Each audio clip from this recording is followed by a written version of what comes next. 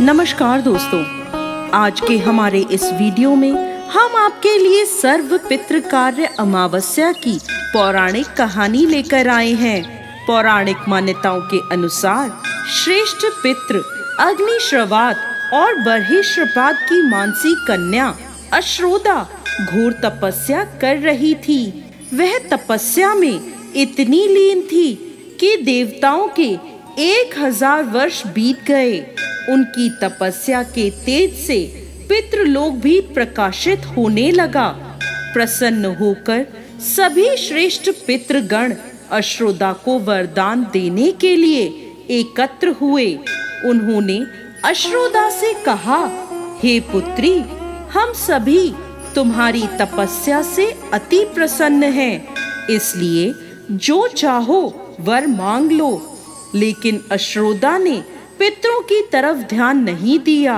वह उनमें से एक अति तेजस्वी पितृ अमावसु को पलक झपकाए बिना निहारती रही।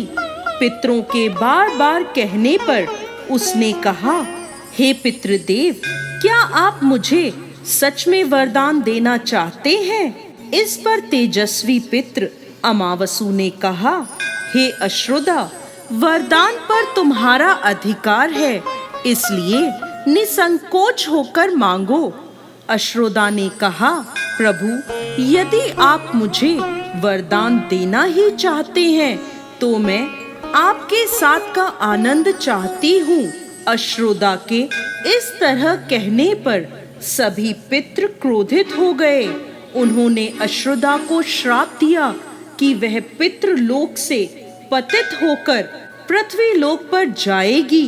पितरों के इस तरह श्राप दिए जाने पर अश्रोदा पितरों के पैरों में गिरकर रोने लगी। इस पर पितरों को दया आ गई। उन्होंने कहा, अश्रोदा, तुम पतित योनि में श्राप मिलने के कारण मत्स्य कन्या के रूप में जन्म लोगी। भगवान ब्रह्मा के वंशज महर्षि पराशर तुम्हें पति के रूप में प्राप्त होंगे। तुम्हारे गर्भ से भगवान व्यास जन्म लेंगे।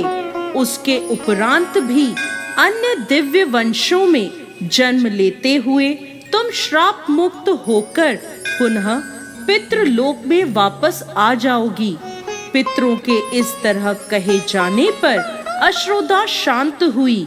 अपने तेज एवं सौंदर्य से अप्सराओं को भी लज्जित करने वाली अश्रोदा के प्रणय निवेदन को अस्वीकार किए जाने पर सभी पितरों ने अमावसु की प्रशंसा की और वरदान दिया, हे अमावसु, आपने मन को भटकने नहीं दिया, इसलिए आज से यह तिथि अमावसु के नाम से जानी जाएगी। ऐसा कोई भी प्राणी जो वर्ष में कभी भी श्राद्ध तर्पण नहीं करता है, अगर वह इस तिथि पर श्राद्ध करेगा तो उसे सभी तिथियों का पूर्ण फल प्राप्त होगा। तभी से इस तिथि का नाम अमावसु अमावस्या हो गया और पितरों से वरदान मिलने के फलस्वरूप अमावस्या को सर्व पितृ श्राद्ध के लिए सर्वश्रेष्ठ पुण्य फलदायी माना जाता है। एक कथा के अनुसार महाभारत काल में महावीर कर्ण हर रोज गरीबों और जरूरतमंदों को स्वर्ण व कीमती चीजों का दान करते थे। लेकिन महाभारत के युद्ध के दौरान जब उनकी मृत्यु हुई और वह स्वर्ग पहुँचे, तब वहाँ उन्हें भोजन के रूप में थाली में हीरे मोती स्वर्ण मुद्राएं आदि परोसे गए। ऐसा भोजन देखकर कर्ण आश्चर्यचकित रह गए।